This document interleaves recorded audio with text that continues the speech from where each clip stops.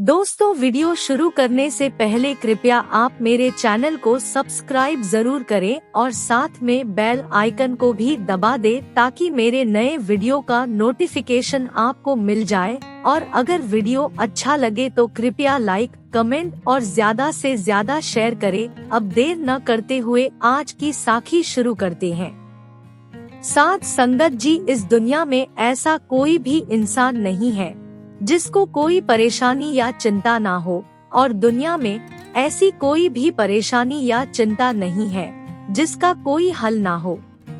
पुरानी कहावत है कि चिंता चिता के समान होती है, क्योंकि चिता मुर्दों को जलाती है और चिंता जीवित इंसान को जला देती है।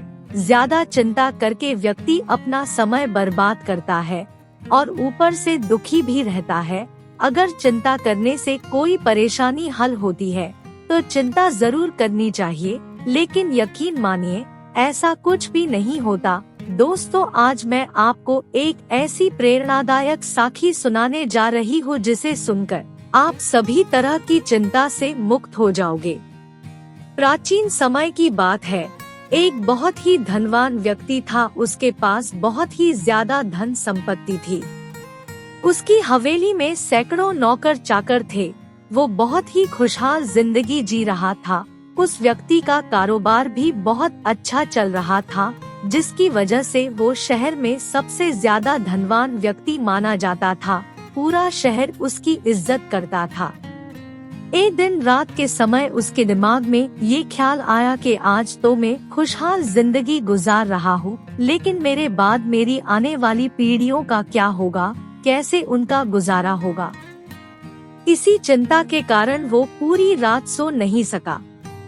अगले दिन उस धनवान व्यक्ति ने अपनी पूरी धन संपत्ति का हिसाब लगाया तो उसे पता चला कि उसके पास इतनी ही धन संपत्ति है जिससे उसकी एक पीढ़ी तक खा सकती है।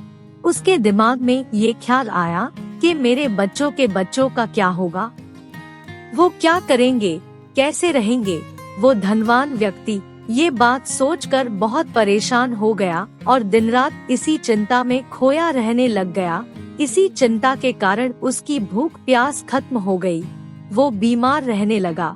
परिवार वालों ने उसकी परेशानी का कारण पूछा तो वो टाल गया।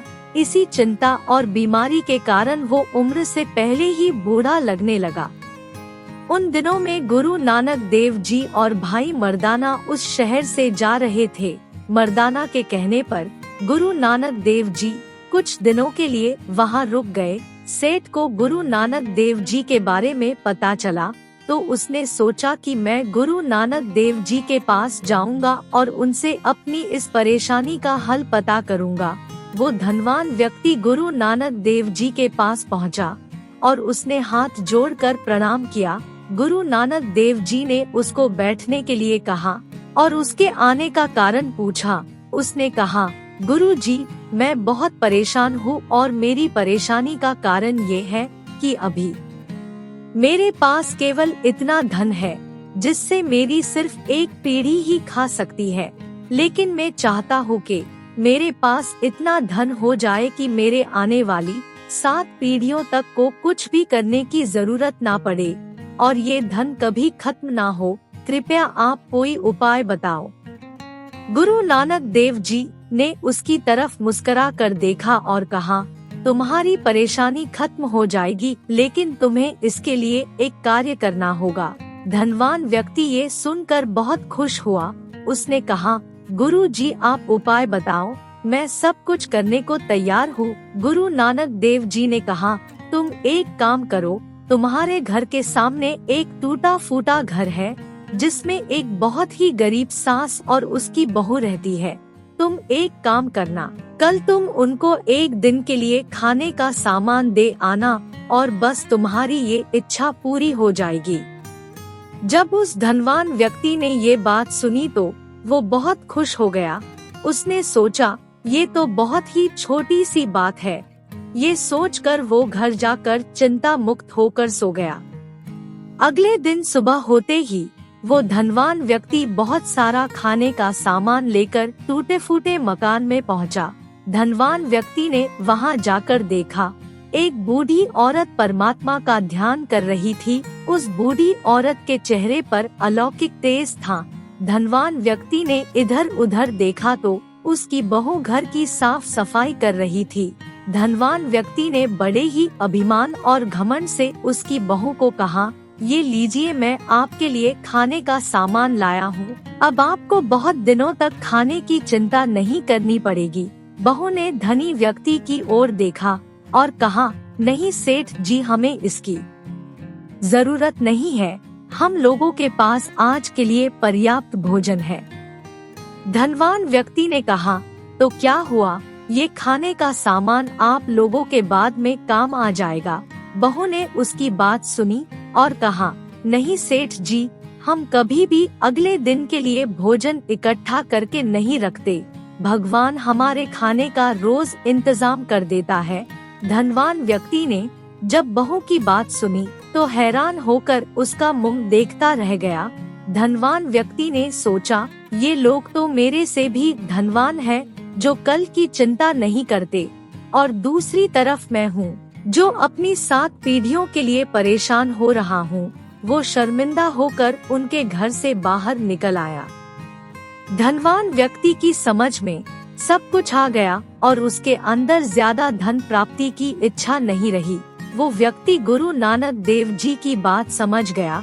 वो गुरु जी के पास पहुंचा और उनको अपनी परेशानी खत्म करने के लिए धन्यवाद किया।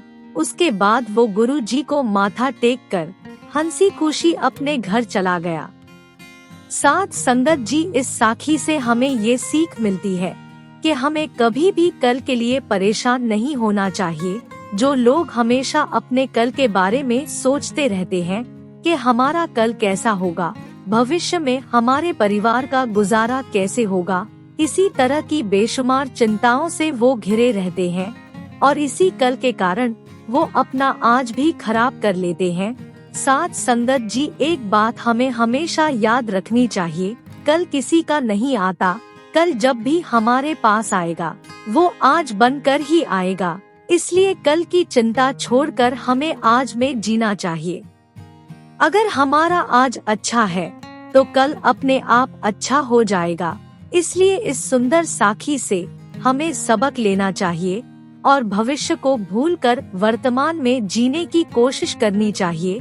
और परमात्मा ने जो हमें ये खूबसूरत जीवन दिया है उसे हंसी खुशी, अच्छे कामों और परमात्मा की याद में गुजारना चाहिए।